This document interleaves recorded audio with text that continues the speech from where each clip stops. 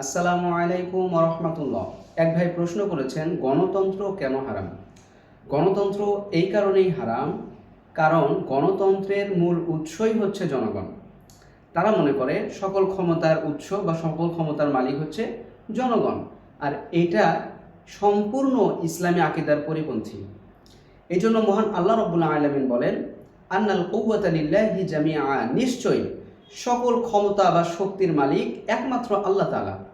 আর আপনি যদি মনে করেন ক্ষমতার উৎস জনগণ, তাহলে আপনি শিরিক করলেন, আল্লাহর সঙ্গে জনগণকে শরিক করলেন।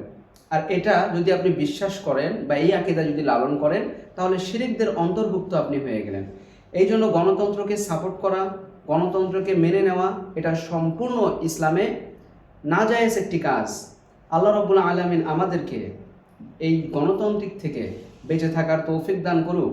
আর মুসলিমরা গণতন্ত্রে নয়, খেলাফতে বিশ্বাসী।